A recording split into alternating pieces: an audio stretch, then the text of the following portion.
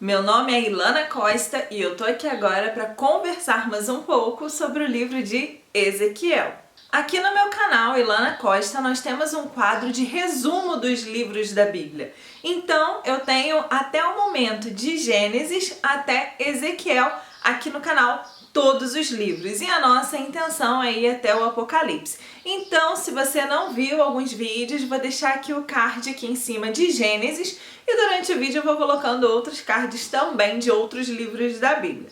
É um prazer ter você aqui. Desde já, por favor, clica aqui embaixo no gostei, que nós vamos ter muito assunto para conversar, para bater papo. Deu um trabalhão, que Ezequiel é um livro grande, então para ler, resumir, escrever, chegar aqui e gravar para vocês é um trabalhão. Então, por favor, me valoriza aí, dá um joinha, deixa um comentário para mim e chega de conversa e vamos pro vídeo. Ezequiel é considerado um dos 5 profetas maiores. Como nós já vimos nos vídeos anteriores, nós temos como profetas maiores Isaías, Jeremias, o livro de Lamentações, que foi escrito por Jeremias, Ezequiel e Daniel. São os 5 profetas maiores. Ezequiel é o 4º deles, e aí nós vamos fechar os profetas maiores com Daniel ainda essa semana. Assim como o profeta Jeremias, o profeta Ezequiel, até então sacerdote, também profetizou durante o período de cativeiro na Babilônia. Então, só para a gente ter um contexto histórico aqui daquilo que a gente já conversou. Jerusalém foi atacada por Nabucodonosor. Nabucodonosor dominou a cidade de Jerusalém e levou prisioneiros para a Babilônia. Depois disso, aí teve aquele lance que a cidade foi rodeada, foi cercada, e aí mais prisioneiros, enfim, toda aquela situação que a gente já conversou, tanto no livro de Jeremias, quanto também em Isaías, como também nos livros históricos.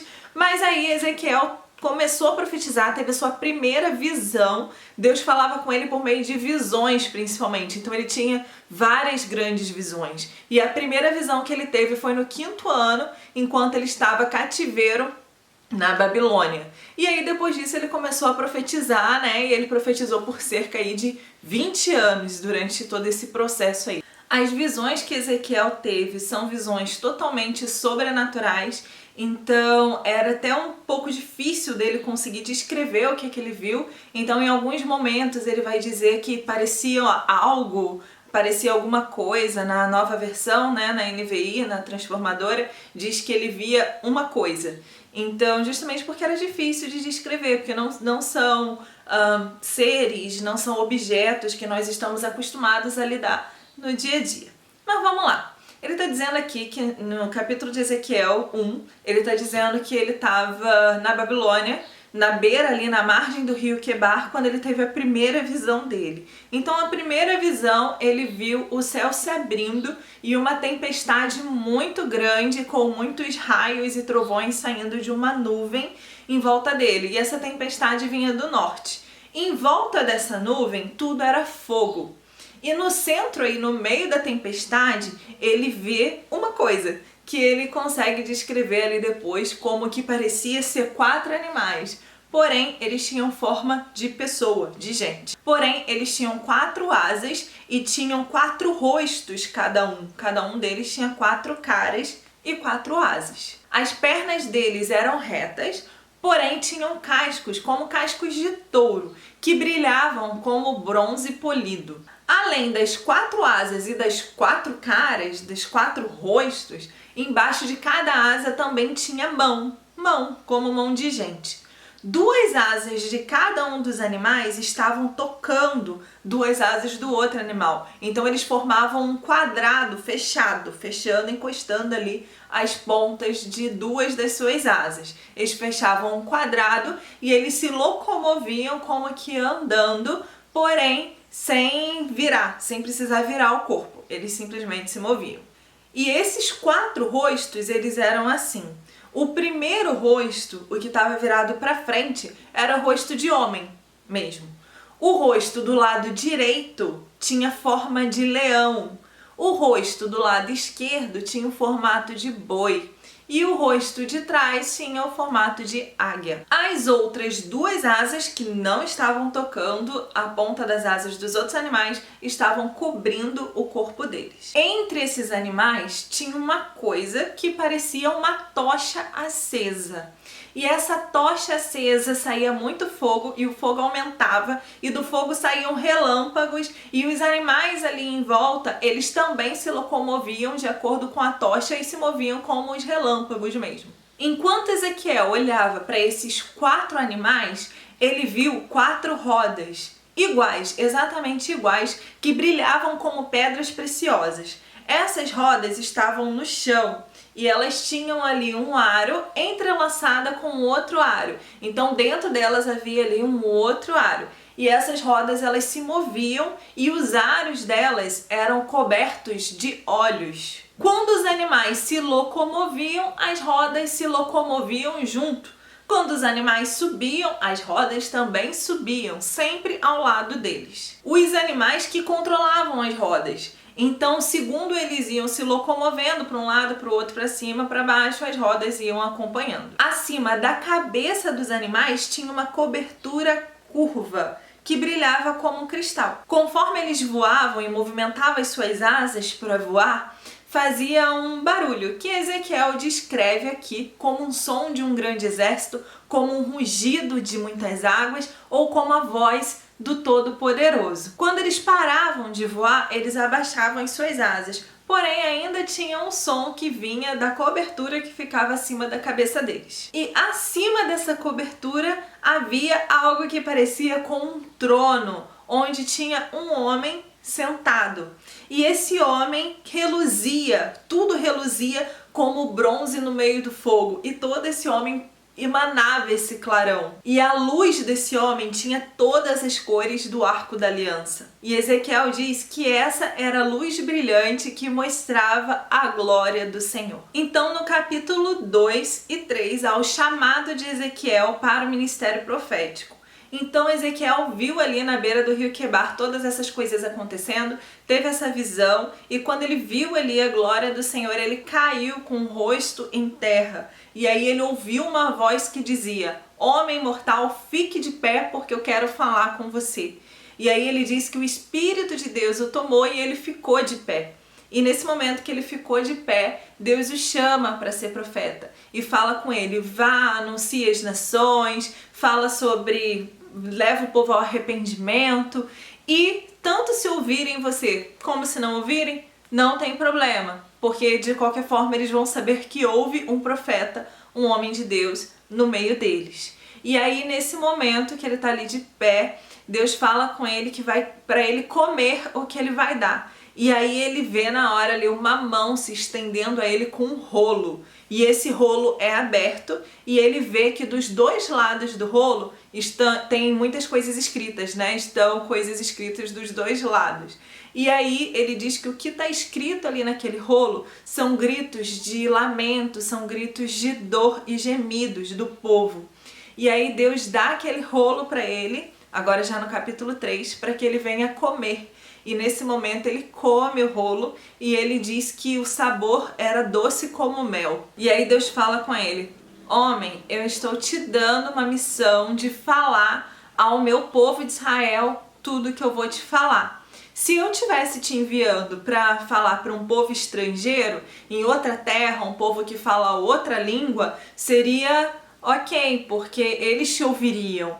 Mas o povo de Israel não vai te ouvir, porque eles são teimosos, são rebeldes, eles não querem ouvir o que eu digo. Mas não tenha medo, Ezequiel, porque eu vou fazer de você um homem tão forte como a rocha e tão duro como um diamante, tão teimoso quanto eles. Então, não tenha medo, nem se assuste com esses rebeldes." E Deus continuou falando: "Homem mortal, preste atenção em tudo que eu vou te falar, depois volte e fale ao povo."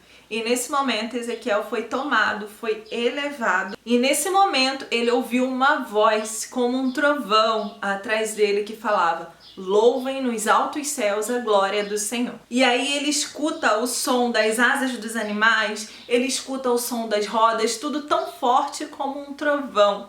E nesse momento o Espírito de Deus o leva de volta. E ele diz que ele ficou zangado e cheio de amargura. E então ele foi até Tel Abib, que é onde estavam os judeus que foram levados cativos da Babilônia. E ali ele ficou por 7 dias, espantado com tudo que viu, com tudo que ouviu, pensando a respeito daquilo. Depois desses 7 dias, Deus falou de novo com Ezequiel e falou assim: homem mortal, eu estou colocando você como vigia da casa de Israel. Você, Ezequiel, vai entregar a esses homens a mensagem que eu estou falando. Se eu te falar para um homem mau que está pecando, para falar contra o pecado dele, você falar e ele não se arrepender, ele vai morrer e será o responsável pela morte dele. Mas se eu te falar e você não falar, o responsável pela morte dele vai ser você. E aí Deus fala para Ezequiel se levantar e ir até o vale, que lá Deus falaria com ele. Ezequiel então se levanta, vai até o vale, onde ele vê a glória do Senhor e mais uma vez ele cai com o rosto em terra. Porém, o Espírito também toma Ezequiel e o coloca de pé. E aí, nesse momento, Deus fala com Ezequiel. Ele diz para Ezequiel que Ezequiel vai ficar mudo. Ele diz para Ezequiel ir para a casa dele, ficar na casa dele, que ele vai ser amarrado e vai ficar mudo por um tempo, com a língua paralisada. E depois desse tempo, então, ele deve ir e falar ao povo de Israel o que Deus está falando. E aí Deus manda que Ezequiel pegue um tijolo e desenhe nesse tijolo a cidade de Jerusalém, já com rampas de ataque, já toda cercada pelos inimigos. Então Deus manda que Ezequiel pegue uma frigideira de ferro e coloque como um muro entre Ezequiel e a cidade de Jerusalém, né, desenhada ali no tijolo. E aí Deus manda que Ezequiel vire o rosto para a cidade de Jerusalém e diz que isso vai ser um sinal que a cidade está cercada e que Ezequiel está cercando a cidade. E aí Deus manda que Ezequiel se deite para o lado esquerdo, que ele vai colocar sobre ele, sobre Ezequiel, a culpa, né, o pecado de Jerusalém, do povo de Israel, por 390 dias. Isso é, um dia para cada ano de castigo do povo de Israel. E quando esse tempo terminar, ele deveria então virar para o lado direito, onde ele deveria ficar por mais 40 dias, carregando ali um dia por ano do pecado, né, do castigo do povo de Judá. Deus manda que Ezequiel olhe firme para Jerusalém, arregace as mangas e profetize contra a cidade. E diz a ele também que vai amarrá-lo na cama para que ele não consiga se virar de um lado para o outro. Então Deus manda que Ezequiel pegue trigo, cevada, aveia, lentilha, trigo miúdo e faça ali pães. E durante esses 390 dias ele só pode comer esses pães. Então ele faz ali aquele monte de pão e ele só pode comer 4 pães por dia aos poucos, tem que comer aos poucos. E a água dele também seria medida, no máximo 2 copos de água por dia.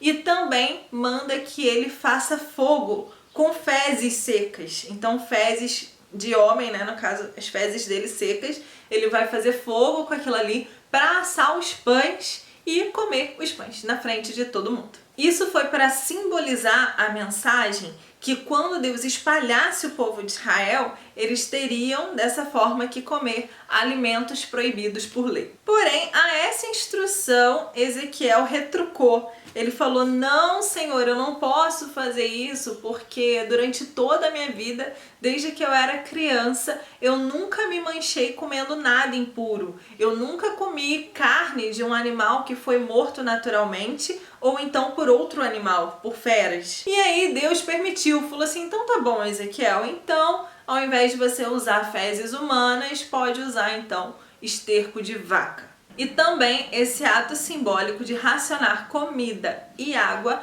é também para passar uma mensagem que durante o tempo que a cidade de Jerusalém ficar cercada, não tem como entrar água e comida, então o povo vai precisar racionar realmente água e comida, né, pão no caso, e muitos vão morrer ali naquele estado, sem comida ou sem água. O capítulo 5 de Ezequiel inicia com Deus mandando que ele faça um outro ato simbólico.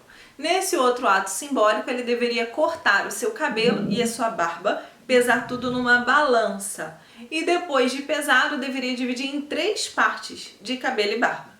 E aí, depois que a cidade fosse, retornasse, né, deixasse de ser cercada, Ezequiel deveria ir até o centro da cidade de Jerusalém, pegar uma das 3 partes e queimar, botar fogo ali no meio da cidade.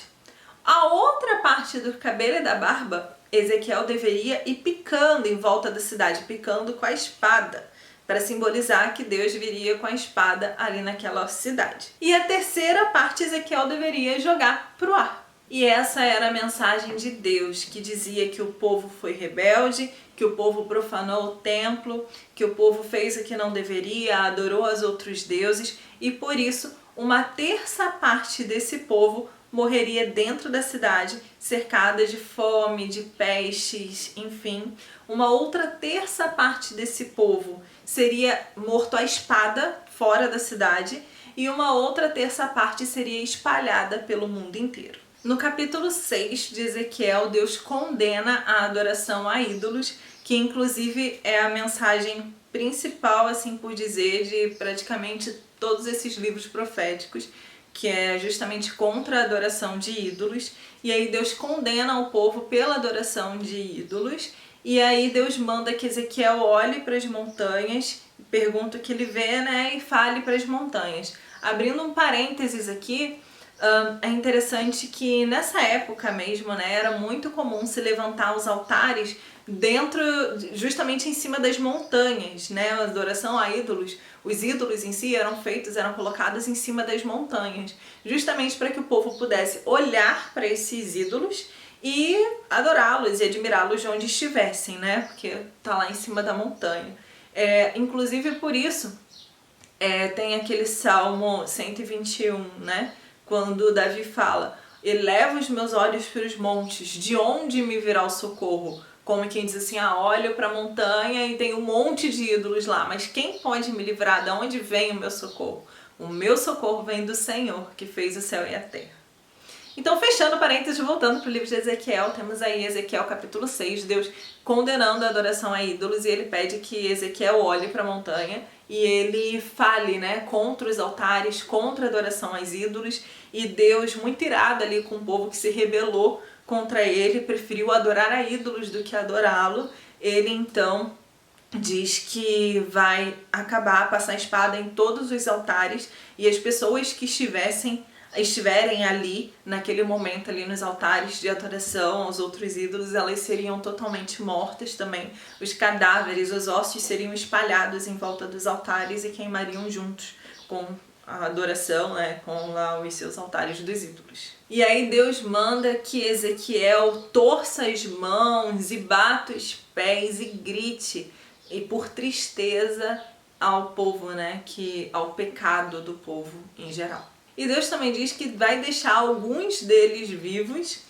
e vai espalhá-los pela terra, e onde eles forem eles vão ser presos, né, vão ser levados cativos, e então eles vão se lembrar da maldade que eles fizeram e se arrepender e saber que foi, na verdade, que Deus fez isso por conta do pecado deles de idolatria. O capítulo 7 é um capítulo que Deus demonstra ali a sua ira com o povo, e Deus diz que o fim está próximo, que o dia da desgraça está chegando, diz que toda a riqueza, fama, glória desaparecerá. Deus diz que a terra está cheia de violência, cheia de assassinos, cheia de profanos, e diz também que essas pessoas procurarão a paz, mas não encontrarão. No capítulo 8, Ezequiel relata uma segunda visão. Essa segunda visão é voltada justamente para a idolatria, né? Deus mostra a Ezequiel sobre o pecado de idolatria. Ezequiel estava na sua casa e ele diz que olhou e teve essa visão. Então, nessa visão veio um ser até ele que parecia feito de fogo. Esse ser, da cintura para baixo era fogo e da cintura para cima brilhava como bronze polido no fogo. E aí esse ser chega a Ezequiel, estende a mão e leva-o pelo cabelo até elevado, né, até ali perto do templo, e ele vê o templo de Jerusalém e ele vê uma imagem que ele chama de um ídolo que era uma ofensa contra Deus. E aí Deus pergunta para Ezequiel: homem mortal, você tá vendo o que está acontecendo? As coisas nojentas que esse povo de Israel tá fazendo? Você vai ver ainda coisas mais vergonhosas do que essa. Então ele leva Ezequiel até ali a parte da entrada do pátio no norte, e aí ele vê um buraco na parede. E aí Deus vai e fala assim: arrebenta essa parede. E Ezequiel vai e abre. E atrás dessa parede tinha uma porta. E Deus falou para Ezequiel: entra e veja as coisas vergonhosas que eles estão fazendo ali dentro. E quando Ezequiel entrou pela porta, ele viu uma parede tomada de desenhos de cobras e de outros animais, de outras coisas que o povo de Israel estava adorando. E ali ele viu 70 dos líderes de Israel, cada um com um incenso na mão, queimando ali em adoração a alguma outra coisa. E aí Deus pergunta: Ezequiel, você está vendo o que esse povo está fazendo? Eles estão adorando numa sala, num salão cheio de imagens. E a desculpa deles é: o Senhor Deus não está vendo, ele abandonou o país. E aí Deus diz assim: mas você ainda vai ver coisas mais vergonhosas do que essa. Então Deus leva Ezequiel até um outro lado do templo e lá ele vê mulheres chorando a morte do deus Tamuz. E Deus diz: homem mortal, você tá vendo isso? Você vai ver ainda coisas mais vergonhosas do que essas. E aí Deus levou ele para o pátio interno do templo. E lá dentro ele viu 25 homens de costas para o templo, virados para o leste em adoração ao Deus Sol Nascente. E então Deus diz: homem mortal, você está vendo isso tudo? Por isso a minha ira se acendeu contra eles, por isso eu vou matá-los e vou fazer o que eu te falei que faria. No capítulo 9, Ezequiel escuta a voz do Senhor dizendo: venham vocês, venham todos que vão castigar a cidade. E então a glória do Senhor que estava acima da cabeça dos animais saiu e foi para a entrada do templo. E chegaram 6 homens com armas mortais naquele lugar. Um deles, um homem vestido de linho, estava junto com eles com material de escrever. E Deus disse a esse homem de linho: vá por toda a cidade e faça um sinal na testa de quem se aborrece com as coisas que estão acontecendo, de quem é contra as coisas que estão acontecendo. E aí ele diz para os 6 homens com arma mortal, fala assim: vão vocês pela cidade e matem todo mundo. Matem homens, mulheres, crianças, todo mundo, mas não toquem em quem tiver o sinal na testa. Eles começaram matando pelo templo, mataram todo mundo que estava ali, e Deus ainda disse: profanem o templo, enchem ele de cadáveres. E aí começaram ali a encher os cadáveres e matar as pessoas pela cidade toda. Enquanto acontecia toda essa matança, Ezequiel ficou sozinho ali no templo e ele caiu com o rosto em chão e ele clamava: Senhor, por que vais fazer isso? Vai matar todo mundo que ficou em Israel? E aí Deus fala para ele que o povo, era culpado. Eles eram culpados de ter matado pessoas no país inteiro e de encher Jerusalém de crimes. Então aquele homem com roupa de linho voltou e contou ao Senhor tudo que ele fez, Falou: fui a cidade toda e fiz tudo conforme o Senhor me mandou. No capítulo 10, o Senhor manda aquele homem vestido de linho ir até o meio da roda dos animais, ou seja, aqueles 4 animais, com os 4 rostos, estavam lá novamente. Embaixo deles tinham as rodas cheias de olhos que andavam em todas as direções conforme eles andavam. E no meio deles tinha fogo. E Deus mandou ele ir ali até o meio das rodas e pegar fogo e espalhar pela cidade. Então ele vai ali até o meio das rodas e para ao lado de uma roda. E aí um dos animais pega ali brasas, pega o fogo que estava ali no meio deles e estende as brasas até a mão daquele homem vestido de linho. E aí o homem pega aquelas brasas e vai espalhá-las pela cidade. No capítulo 11, Ezequiel continua retratando a visão dele. Dessa vez ele foi até um outro local do templo e quando ele chega lá, ele vê 25 homens, sendo 2 deles líderes conhecidos, que ele chama pelo nome: Jazanias, filho de Azur, e Pelatias, filho de Benaías. E aí o Senhor Deus mostra esses homens para Ezequiel e diz que são eles dois que estão tramando maldade contra Deus. São eles dois que falam que as casas logo serão construídas novamente. São eles dois que falam que eles são como carne dentro de uma panela, ou seja, estão protegidos do fogo. E aí Deus diz para eles que eles, na verdade, a carne dentro da panela não é representada por eles, e sim pelos cadáveres, pelos mortos, pelos corpos das pessoas que eles mesmos mataram. E que embora a carne esteja protegida do fogo pela panela, Deus não vai protegê-los do fogo. Eles serão expulsos da cidade, entregues a estrangeiros e serão mortos. E aí, enquanto Ezequiel via isso tudo, começou a profetizar ali contra a cidade, um desses homens caiu morto. E aí Ezequiel se lançou no chão com o rosto em terra e começa a clamar: Senhor, é isso que o Senhor vai fazer? Vai matar todo mundo? E aí Deus responde a Ezequiel falando sobre uma nova aliança que ele está fazendo com o povo que foi levado cativo da Babilônia. Então tinha ali uma guerra, né? Porque alguns foram cativos, outros ficaram em Jerusalém. Então tinha ali uma guerra. O pessoal de Jerusalém falava mal do povo que foi para Babilônia, dizendo que eles abandonaram a cidade, dizendo que eles não tinham mais lugar para onde adorar a Deus e tudo. E aí Deus faz uma aliança de novo com esse povo. E aí Deus diz que vai remover o coração de pedra deles e dar a eles um coração novo, um coração de carne, uma nova mente, e reafirma aí essa aliança dele com esse povo. Mas, obviamente, ele diz que vai castigar quem idolatra, quem adora os outros deuses também. E depois disso, os animais com asas, as rodas, tudo que Ezequiel estava vendo, saiu, né? Levantou, foi elevado e foi até uma parte acima das montanhas, e aí a glória do Senhor se afastou da cidade. E aí Ezequiel foi levado de volta, a visão acabou, e ele contou ao povo da Babilônia tudo que ele viu. No capítulo 12, Ezequiel, a mando de Deus, faz um outro ato simbólico, e nesse ato ele arruma as suas coisas como se ele fosse sair como um refugiado, e aí ele faz as suas trouxas durante o dia para todo mundo ver que ele estava fazendo aquilo. E aí durante a noite, a noitinha, né, o momento de sair, ele quebrou a parede da casa dele e saiu pela parede com o rosto coberto, carregando a trouxa, para não ver para onde estava indo, né? Rosto coberto para não ver para onde estava indo. E Deus mandou ele fazer isso, ele fez e saiu e foi embora. E aí no dia seguinte de manhã, Deus fala com ele que o povo não entendeu nada, né? Não estão perguntando por que ele fez aquilo. E aí então Ezequiel volta e explica o ato simbólico ao povo.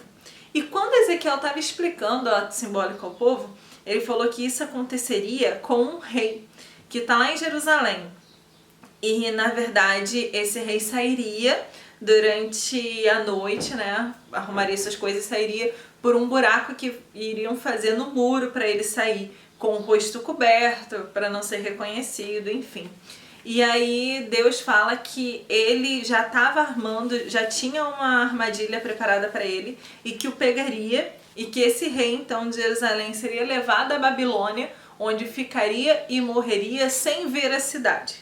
Essa foi a profecia que foi dada por meio de Ezequiel. Alguns anos depois ela se cumpre com o rei Zedequias, inclusive, que ele foi sair pela cidade, porém ele foi capturado, teve seus olhos perfurados, por isso ele viveu na Babilônia, mas ele não conseguiu ver a Babilônia por conta dessa situação. Ainda no capítulo 12, Deus manda que Ezequiel faça um outro ato simbólico, que é sempre que ele fosse comer ou beber alguma coisa, ele deveria tremer.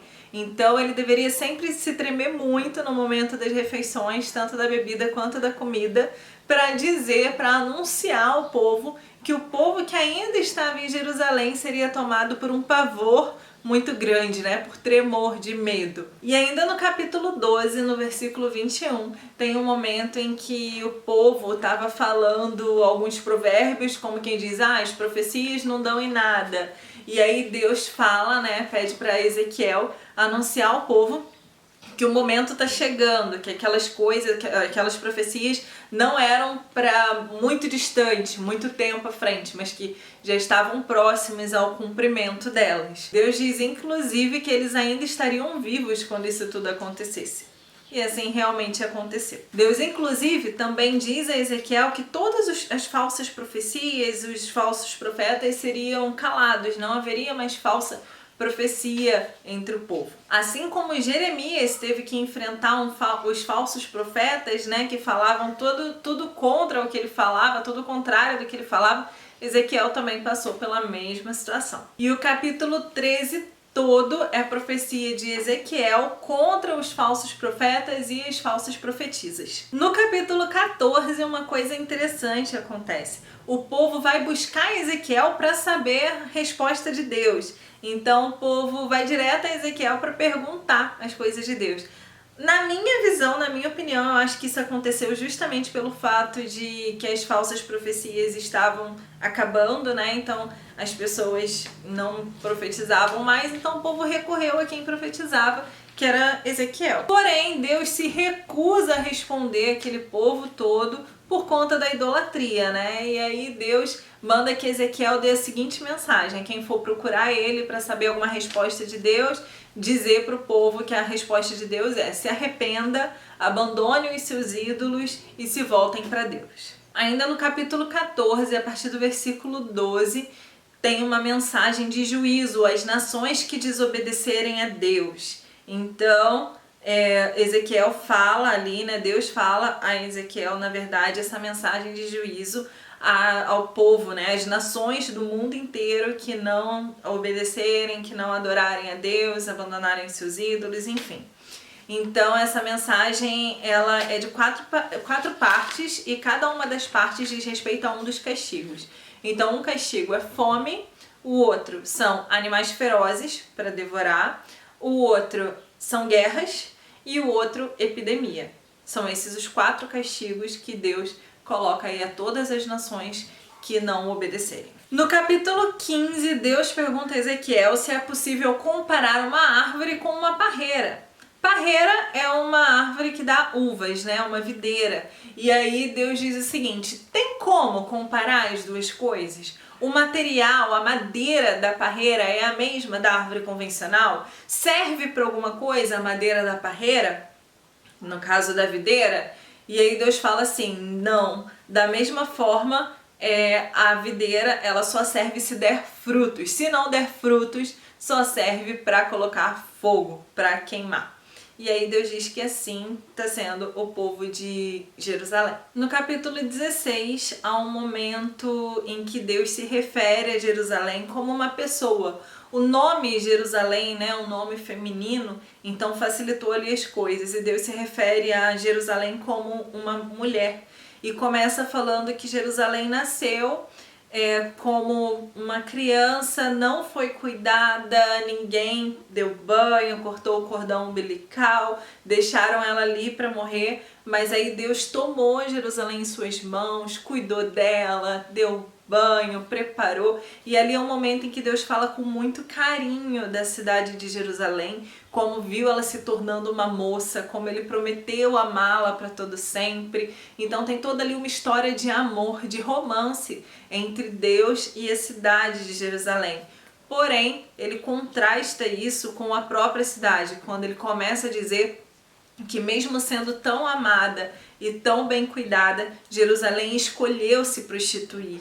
E aí ele diz que Jerusalém se voltou contra ele, começou a se prostituir e começou a fazer coisas tão ruins que as irmãs dela, né, que ele chama de Sodoma e Samaria, pareciam puras perto do que Jerusalém fazia. Que a prostituição de Jerusalém não era por uma necessidade de dinheiro, pelo contrário, ela que dava presentes aos seus amantes. E aí Deus contrasta essa revolta, né? Todo esse amor que ele sentia, todo esse cuidado que ele dispensou à cidade de Jerusalém, porém com a revolta do fato de Jerusalém ter se voltado contra ele. E aí Deus diz que Jerusalém não só bastou ser infiel a ele, como ela também pegou os filhos dele e os matou e entregou em sacrifício a outros ídolos e que por conta disso tudo Jerusalém seria apedrejada, Jerusalém sofreria, Jerusalém seria humilhada frente às outras nações. Porém, a aliança que Deus tem com Jerusalém é eterna. Então, depois disso tudo, o furor passaria e então seria renovada a aliança entre Deus e Jerusalém. No capítulo 17, Deus faz uma comparação. Ele fala para Ezequiel de uma águia muito grande, uma terra gigantesca, que pegou um cedro, uma muda lá no Líbano e levou até a terra e colocou ela ali num local onde tinha água em volta para que ela viesse a crescer e se desenvolver, uma terra boa, um local bom. Porém, vem uma outra águia e aí aquela planta que já cresceu, que já estabeleceu, virou uma parreira, começa a querer mais água, sendo que ela já estava em terra boa, já estava com tudo ok, mas ela acabou querendo mais. Então essa comparação depois Deus explica que se referia à situação política da época que estava acontecendo em Jerusalém. Quem estava governando Jerusalém naquela época, em nome dos babilônios, era o rei Zedequias. O que aconteceu? Depois que Joaquim foi levado para a Babilônia, os próprios babilônios colocaram Zedequias lá no trono de Jerusalém em nome deles. Porém, Zedequias começou a fazer alianças políticas com o Egito, com outras terras, contra os babilônios. Ezequiel não estava defendendo os babilônios, mas ele estava defendendo uma aliança. Então, se foi feita ali uma aliança com Deus, né? Então, se quebrasse essa aliança, seria infidelidade contra Deus. E aí, então, Ezequiel profetiza contra o rei Zedequias, que seria levado para a Babilônia, onde morreria. No finalzinho do capítulo 17, há ainda uma mensagem de esperança, em que Deus fala sobre a nova aliança feita com o povo a partir da vinda de um rei descendente do rei Davi, que a gente sabe que se cumpre em Jesus. No capítulo 18 é a mensagem de Deus ao povo que diz que cada um vai dar conta de si mesmo, cada um precisa ter responsabilidade pelos seus próprios pecados. Quem parar de pecar e começar a seguir as leis, os mandamentos de Deus, esse vai viver. Que Deus ele não quer que ninguém morra, ele quer que a pessoa se arrependa e viva uma aliança com Deus. E Deus diz que ninguém vai pagar pelo pecado do outro, e sim cada um é responsável pelos seus próprios pecados. No capítulo 19, aí uma canção de tristeza que Deus mandou Ezequiel cantar a respeito de dois reis. Um que foi levado cativo para a Babilônia e outro que foi levado cativo para o Egito. Há também nesse capítulo um momento que é falado sobre a parreira seca. Alguns estudiosos dizem que essa parreira seca diz respeito ao rei Zedequias, porque o reinado dele começou muito bem, porém o final foi desastroso. No capítulo 20, conta novamente que algumas pessoas procuraram Ezequiel para saber respostas de Deus, e aí Ezequiel denuncia o pecado do povo, diz para se arrependerem, fala da ira de Deus. Mas aí depois de denunciar todo o pecado do povo, de idolatria e tudo, Deus fala sobre o castigo e o perdão.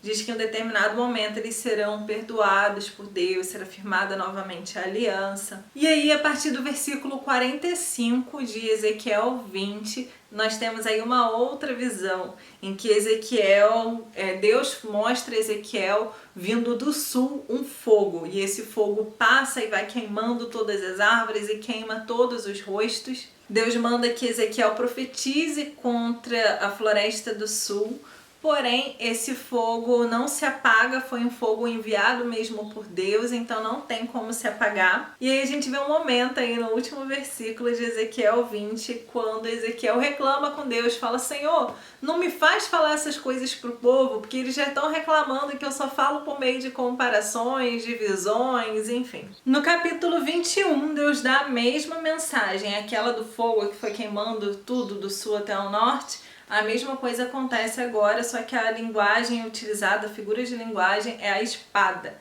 Então Deus fala que vai vir a espada afiada e vai matar todos do povo, né, ali do sul até o norte. E aí Deus manda que Ezequiel vá até um local onde todos vejam e comece a gritar com o coração desesperado, a gemer. E quando as pessoas perguntarem a ele por que ele está fazendo aquilo, ele então vai dizer o que vai acontecer, né? Essa palavra de destruição de Deus ao povo. Ainda no capítulo 21 tem aí um outro ato em que Deus manda que Ezequiel pegue uma espada e marque 2 caminhos por onde o rei da Babilônia pode vir, e que no momento em que tem a bifurcação, né, os 2 começam no mesmo país e tem um momento que eles se dividem, e aí coloca placas anunciando. Uma ponta para a cidade amonita de Rabá e a outra para Jerusalém. E aí o rei para na estrada e pergunta aos seus deuses que caminho tomar, e observa o fígado de um animal que foi entregue em sacrifício para apontar que caminho seguir, até o momento em que ele decide então ir para Jerusalém com o exército, com espada, para matar todo mundo. Então, quando Ezequiel vai falar sobre isso, né, Deus já avisa que o povo não vai acreditar, porque o povo fez acordos, né, políticos. Então acredita que isso não vai acontecer. Porém, Deus diz que eles serão castigados e que os amonitas também serão castigados, enfim. No capítulo 22, o profeta novamente denuncia aí o pecado do povo de Israel, o povo de Jerusalém, o pecado que eles vinham cometendo, e que por conta disso Deus diz que vai espalhar, né, os que ficarem vivos, vai espalhar entre todas as nações do mundo, e que todo mundo vai olhar para eles com desprezo. No versículo 17 do capítulo 22, a partir dali Deus faz também uma comparação do julgamento de Deus com uma fornalha que separa os metais. Então, uma fornalha que separa ali metais como cobre, ferro, chumbo, estanho, separa dos metais preciosos, né, do ouro e da prata. Porém, a ira de Deus contra aquele povo é tanta que acaba, né, nessa comparação com a fornalha, como se fosse derreter ali todos os metais. E no final do capítulo 22, Deus condena ali também com uma mensagem de juízo as autoridades de Israel, as autoridades de Jerusalém, que são pessoas que têm funções, né, administrativas, tipo os sacerdotes, tipo os líderes em geral do povo, porém eles abusam do poder e não fazem o que deveria ser feito, né, em favor do povo, enfim. No capítulo 23, há ali uma mensagem de Deus a Ezequiel, que fala acerca de 2 irmãs pecadoras. Uma ele chama de Oolá e a outra de Oolibá, que na verdade se referem a Samaria e a Jerusalém, que é o povo do norte e do sul, né? Jerusalém e Samaria. Norte e sul? Então deveria ser Samaria e Jerusalém, porque Jerusalém é do sul. E aí todo o capítulo 23 é voltado para o castigo dessas 2 irmãs. No capítulo 24, o povo novamente é comparado, dessa vez com uma panela enferrujada. Então fala de uma panela que está ali no fogo com pedaços de carne dentro, o melhor da carne, que é comparado ali no caso aos moradores de Jerusalém. E aí quando se tira a carne pedaço por pedaço, sobra nada, né? Sobra só ali o caldo e os ossos, dependendo da carne. E aí Deus manda que essa panela seja colocada na brasa quente, e deixe o caldo ferver até secar e os ossos até ficarem torrados e a panela até ficar vermelha. E aí toda a ferrugem desaparece na chama. E aí Deus diz a Jerusalém que todos os seus atos imorais deixaram ela manchada. Ela foi manchada, que Deus quis purificá-la, mas que ela continua impura. Então, por conta disso, ela só será purificada agora depois de sentir toda a ira de Deus realmente. Ainda no capítulo 24, a partir do versículo 15, Deus dá uma palavra a Ezequiel e diz a ele que aquela que ele mais ama será ferida com ferida de morte, com um só golpe. No caso, Deus estava se referindo à esposa de Ezequiel, que morreria. E aí Deus manda que Ezequiel não use roupas de luto, não reclame, não chore, não coma comida no sepultamento, enfim. No mesmo dia, o Ezequiel estava no meio do povo de manhã, quando foi à noite a esposa dele faleceu. E aí, no dia seguinte, ele não usou roupa de luto, ele não chorou, ele não reclamou, ele não comeu comida do sepultamento. E aí o povo chegou, né, os amigos dele, para perguntarem por que ele estava agindo dessa forma, né, contra o padrão. E aí Ezequiel diz que era para levar uma mensagem a eles, e que essa mensagem era o seguinte: que todo o povo que ficou em Jerusalém se orgulhava do templo, gostava de olhar o templo, de se admirar o templo, era orgulhoso pelo templo, porém o templo será colocado, Deus fará do templo impuro. E aí os filhos deles que ficaram em Jerusalém serão mortos também, a espada na destruição, e eles também não terão como, né? Não chorarão, não derramarão gemidos, enfim. Os capítulos 25 e 26 retratam profecias de Deus contra a cidade de Amon, Moabe, Edom, Filisteia e Tiro. O capítulo 27 é um cântico fúnebre a Tiro. O capítulo 28 retrata, né, o orgulho e a vaidade de Tiro. E é interessante que nesse capítulo 28, né, que Deus está falando ali, profetizando contra Ciro, tem um momento específico que a impressão que dá, né, muitos pregam sobre isso, é como se Deus estivesse falando do próprio diabo, né, que é no capítulo 28, Ezequiel 28, versículos 11 até o 19. Justamente porque Deus diz que ele era um símbolo de perfeição, que ele era sábio. Diz que ele vivia no Éden, no jardim de Deus, usava pedras preciosas de todo tipo. Deus diz que fez dele um anjo protetor com as asas abertas, que vivia no Monte Alto Santo, e que a conduta dele foi perfeita até o dia em que ele começou a fazer o mal. E que por isso Deus o humilhou e expulsou do monte de Deus no meio das pedras brilhantes. Então, apesar de ser aí uma profecia contra o rei de Tiro, na verdade também nós utilizamos muito, né, muito comum no meio cristão falarmos como se fosse Deus falando do próprio Satanás quando foi expulso do céu. E aí no finalzinho do capítulo 28, há a profecia também contra Sidom, e depois, ainda no finalzinho, no versículo 24, é quando Deus começa a falar bênçãos para o povo de Israel. Então ele diz que aquilo tudo iria acabar, que levaria de volta o povo da Babilônia para Israel, para Jerusalém, e que a aliança seria reconstituída. No capítulo 29 é a profecia contra o rei do Egito.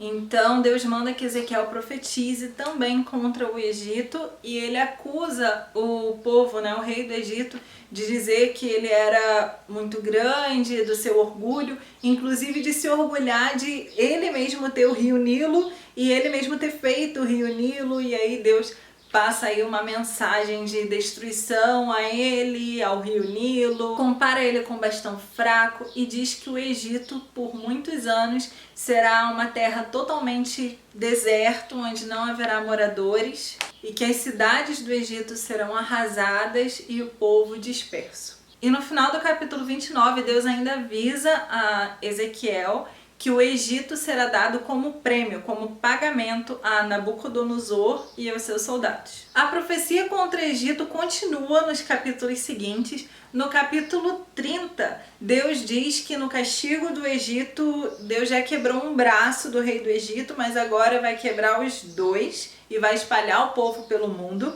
No capítulo 31, Deus compara o Egito com um cedro alto, lindo, onde as nações descansavam, mas que ela vai ser derrubada por um rei estrangeiro. No capítulo 32, Deus diz que o Egito age como um leão no meio das nações, mas na verdade é como um crocodilo, né, que se movimenta aí na água turva do rio Nilo, e que esse crocodilo vai ser morto e o seu cadáver comido pelos pássaros e pelos outros animais. No início do capítulo 33, Deus compara Ezequiel com um vigia, que diz o seguinte: a função do vigia é a função de dar o alarme. Então o vigia lançou o alarme. Se a pessoa ouviu o alarme e não quis fazer nada, o problema é dela. Então Deus diz que a responsabilidade de Ezequiel é de passar a mensagem dele, e a gente espera que as outras pessoas escutem, né, o que ele tem a dizer. Mas se não escutarem, então a responsabilidade deixa de ser de Ezequiel. Ainda no capítulo 33, Deus fala sobre a responsabilidade de cada um diante de Deus. Então, aquelas pessoas que pecaram muito, mas se arrependeram e largaram o pecado, elas serão totalmente reintegradas, né? Serão totalmente aceitas, recebidas por Deus e viverão. Enquanto aquelas pessoas que, por mais que tenham vivido uma vida toda certinha, se a partir daquele momento ela acabar se entregando ao pecado, então ela vai morrer, enfim. Então fala ali um pouquinho dessas condutas, né, dessa situação no capítulo 33 de Ezequiel. E logo a seguir, a notícia que Jerusalém foi tomada chega até Ezequiel e nesse momento a fala dele retorna. Lá no início do capítulo do livro de Ezequiel, a gente falou que em um determinado momento que Deus paralisou a língua dele, né, por um tempo, temporariamente, e ele falava sempre sobre o que Deus mandava ele falar. Então ele conseguia falar aquilo que Deus mandava, mas a língua dele era paralisada para as outras coisas em geral. Então a partir desse momento a fala dele é recuperada. E aí depois disso Deus conversa com Ezequiel e fala para ele a respeito da mensagem dele, né? O feedback, o resultado da mensagem de Deus que Ezequiel tem passado. E Deus diz que as pessoas gostam de ouvir Ezequiel, então eles têm Ezequiel como um artista, como alguém que fala bem, fala bonito, então eles gostam de ouvir, como alguém que entoa poesias, enfim, mas que essas pessoas não estão dispostas a seguir o que Ezequiel tem falado, né? Não estão dispostas a colocar em prática aquilo que ele tem apresentado. O capítulo 34 é de profecia contra as autoridades de Israel, que deveriam ter uma função de proteger o povo, de lutar pelo povo, porém estão abusando do poder e não fazendo nada que deveria estar sendo feito. Então Deus diz que ele é o pastor de Israel, ele é o pastor de Jerusalém, então ele vai cuidar da ovelha machucada, ele vai fazer o que precisa fazer, ele vai separar os bodes das ovelhas e vai abençoar o povo de Israel. O capítulo 35 retrata a profecia contra Edom. O capítulo 36, Deus profetiza bênçãos para Israel, seu povo. Ele se explica, né? Diz que ele precisou castigar o povo devido à forma que eles agiram durante todo esse tempo, porém há uma nova aliança contemplada aí por uma nova vida. O capítulo 37 retrata uma visão de Ezequiel que eu acho que é a mais conhecida de todas, que é o Vale de Ossos Secos, em que Deus mostra para Ezequiel um vale com ossos sequíssimos, ou seja, pessoas que já estavam mortas ali há muito tempo, e Deus diz para Ezequiel: homem mortal, pode esses ossos voltarem a viver? E Ezequiel responde: Senhor, tu sabes. E aí Deus manda que Ezequiel profetize sobre o vale. E aí nesse momento em que Ezequiel profetiza, aqueles ossos vão se juntando, vão criando ligamento, carne, músculos entre eles, vão tomando forma e se levantam como um grande exército, né? Com barulho de um grande exército. Temos aí muitas e muitas músicas que falam sobre o Vale de Ossos Secos, que é justamente sobre isso, né? Sobre essa profecia de vida, né? Sobre ossos sequíssimos que foi feita ali por Ezequiel a mando de Deus. Ainda no capítulo 37 tem um momento em que Deus manda que Ezequiel pegue uma tábua e escreva, um pedaço de tábua, né? Escreva Judá e todos os seus habitantes e Israel, representada pela tribo de Efraim também, com todos os seus habitantes. Então ele une essas duas tábuas, segura como se fosse uma só. E ali é a promessa de Deus que Judá e Israel, reinos do norte e do sul, se tornariam novamente como uma só nação. Capítulo 38 retrata a profecia contra Gog e Magog, que são duas cidades que Deus diz que viria contra elas com fúria, com terremoto, com montanhas arrasadas, com desgraça, morte, doença, chuva de gelo, fogo, enxofre.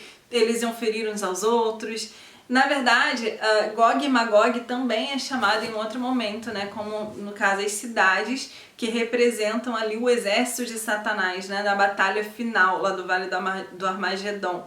É quando Satanás representa ali todas as nações da Terra por meio do exército de Gog e Magog. Então, provavelmente essa profecia aqui, ela também retrata aí os tempos do fim. Que, inclusive, papo para outros vídeos, a gente sabe que está mais próximo do que nunca, né? No capítulo 39 é a profecia da derrota de Gog. Então, um momento em que haverá tanta morte que vai levar 7 meses para se sepultar todos os mortos. E no final desse capítulo, Deus também promete misericórdia e bênçãos a Israel. No capítulo 40, Ezequiel tem uma outra visão em que ele é levado de volta a Jerusalém, ele vê o templo e na frente do templo há um homem como que de bronze e esse homem tem na mão uma fita de medir. E esse homem vai acompanhando Ezequiel e mostrando tudo dentro do templo. Então, cada pátio, cada sala, cada cômodo, os móveis, tudo com as medidas. Isso acontece do capítulo 40 até o capítulo 43. Essas medidas, elas não dizem respeito ao templo de Salomão mesmo, mas Deus deixou registrado exatamente todas as medidas que precisavam ser feitas. Não só as medidas, mas todos os detalhes aparecem muito bem descritos, desde figuras. A parede do templo, em diversos pontos, tinham figuras de palmeiras dentro. As paredes do templo, até as portas, tinham figuras entalhadas de palmeiras, tinha animal, asas, tudo muito bem descrito, muito bem explicado e detalhado nos capítulos 40 até o 43 de Ezequiel. No capítulo 43, depois de passar ali por todos os cômodos do templo, Ezequiel vê então a glória de Deus vindo, entrando no templo pelo portão leste, e aí ele caiu com o rosto em terra novamente, e aí o Espírito de Deus o colocou de pé, e ele observa ali a glória de Deus que enchia todo o templo. E Deus disse para ele que ali estabeleceria o seu trono, que ele moraria no meio do seu povo e governaria Israel para sempre. Não seria novamente considerado impuro, aquele seria o templo em que Deus governaria, usaria para governar e para morar, habitar no meio do povo. No capítulo 44 diz que o portão leste ele fica sempre fechado, justamente porque Deus entrou no templo por ele. E em seguida aí tem todo o regulamento desse templo. Então todas as regras, né? Por exemplo, quem não é nem judeu e nem circuncidado não poderia nem chegar no pátio desse templo. Fala sobre as roupas que deveriam usar, quem deveria usá-las e tem aí toda a regra de conduta dos sacerdotes dentro do templo. Capítulo 45 fala a respeito da divisão de terras da cidade. Então, além do espaço bem grande dedicado ao templo, né, um templo grande, um templo ampliado, tem ali também a relação de espaços dedicados a outras situações. Por exemplo, perto do templo tem uma parte bem grande separada apenas para os levitas, para que eles possam fazer ali suas cidades e morarem por lá. Há também uma outra parte dedicada ao povo de Israel que não tem onde morar, para que também possa ficar por lá. Capítulo 45 também fala sobre pesos e medidas,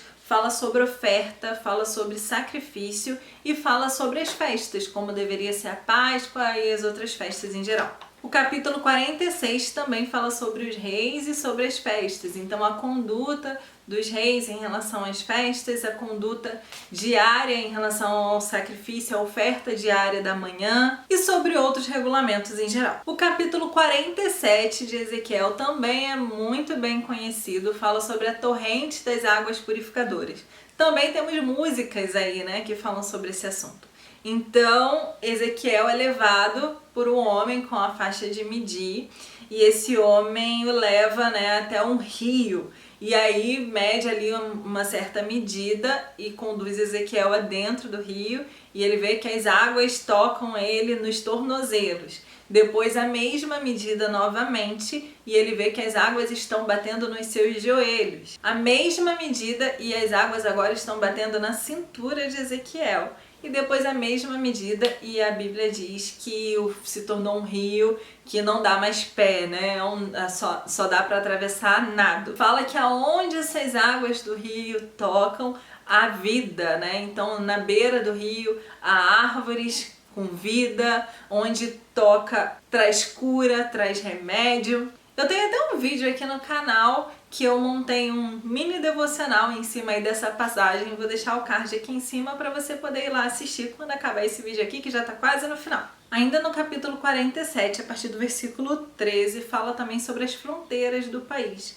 Então, parte da terra dedicada a cada coisa, enfim. E o capítulo 48, que é o último capítulo de Ezequiel, ele trata principalmente também de fronteiras, de terras, e aí a gente tem uma divisão entre terras, parecida com a que Josué fez, designando ali as terras para cada tribo de Israel, porém não há mais a separação entre reinos do norte e reinos do sul. Fala sobre as terras separadas para Deus, fala sobre as terras separadas para os levitas, sacerdotes, fala sobre a terra separada para o rei, para as outras tribos em geral, e termina o capítulo 48 de Ezequiel, versículos 30 até o 35, falando sobre os portões de Jerusalém. Nesse texto fala que haveriam 12 entradas para Jerusalém, sendo que cada entrada pertence a uma tribo. E finaliza dizendo que o nome da cidade, dali em diante,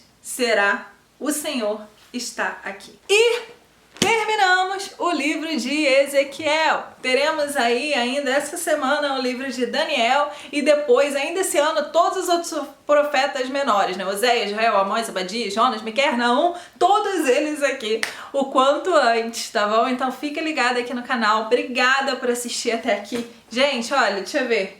Agora faz quase 4 horas que eu tô gravando esse vídeo pra vocês. Embora eu leia o livro todo antes, eu faço o resumo de todos os capítulos, o meu resumo de Ezequiel deu 4 páginas frente e verso, só que mesmo assim, na hora de gravar, pra eu ter certeza do que eu tô falando pra vocês, eu deixo a Bíblia aqui, eu consulto a Bíblia, eu consulto o resumo, eu dou aquela olhadinha em tudo pra ter certeza aqui do que eu tô falando. Então eu tô há quase 4 horas gravando esse vídeo aqui pra vocês. De qualquer forma, obrigada aí por assistir até aqui, por ficar comigo até aqui. Por favor, não esqueça do meu like, de comentar, de compartilhar aí com alguém que esteja querendo aprender mais sobre a Bíblia, enfim.